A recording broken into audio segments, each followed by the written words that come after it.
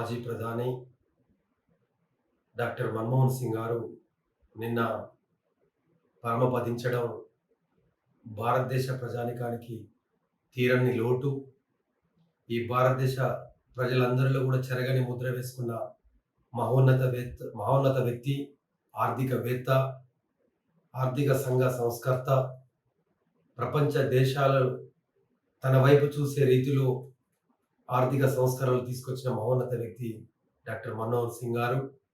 వారు నిన్న మృత్యువాత పడడం చాలా బాధాకరం.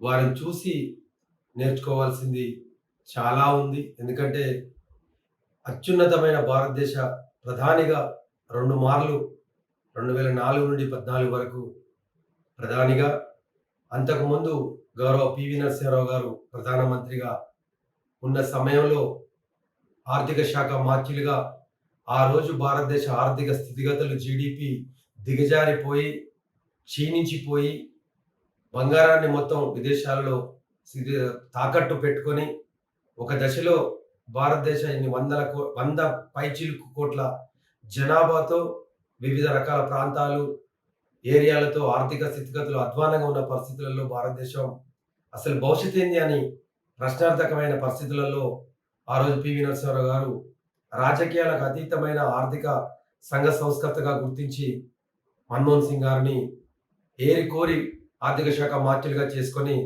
వారి యొక్క ఆలోచన విధానంతో, వారి యొక్క మేధా సంపత్తితో ఆ రోజు భారతదేశం ముందుకు సాగడం కోసం ఆర్థిక మంత్రిగా విత్తనాలు విత్తితే 2004లో కాంగ్రెస్ పార్టీ వారికి అత్యున్నతమైన ప్రధానమంత్రి పదవి అప్పజెప్పి 2 మార్లు కూడా అప్పజెప్పి ఆ యొక్క విత్తిన విత్తనం అది ఒక చెట్టుగా, ఒక మొలకెత్తి చెట్టుగా, మహావృక్షంగా ఈరోజు ప్రపంచ దేశాలు భారతదేశం వైపు ఆర్థిక స్థితిగతుల వైపు ఈరోజు చూస్తుంది అంటే ఎవరైనా గుండె మీద చేసుకొని రాజకీయాలకు అతీతంగా అది మన్మోహన్ సింగ్ గారి గొప్పతనం అన్న విషయాన్ని కూడా మనం అందరం కూడా గుర్తు చేసుకోవాల్సిన అవసరం ఉంది.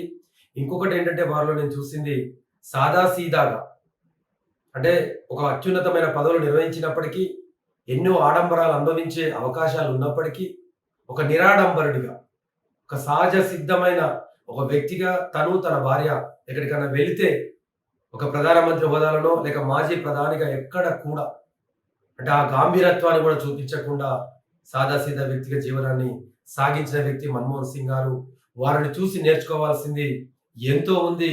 మాకు కాంగ్రెస్ పార్టీకే కాకుండా భారతదేశానికి కూడా తీరని లోటు అన్న విషయాన్ని కూడా మీతో ఇక్కడ మీ ద్వారా తెలియపరచుకుంటూ, అలాంటి వారు చూపిన మార్గాన్ని ఒక ఆచరణగా భావించుకుంటూ, అంటే మనిషి ఏ విధంగా బతకాలి, మనం దేశానికి ఏ విధంగా ఉపయోగపడాలి, నేను నా కుటుంబం అనే దాన్ని మన్మోహన్ సింగ్ గారు వారి కుటుంబం గురించి పక్కకు పెట్టి భారతదేశమే నా కుటుంబం అని చెప్పి ఆ విధంగా పాలన సాగించిండు.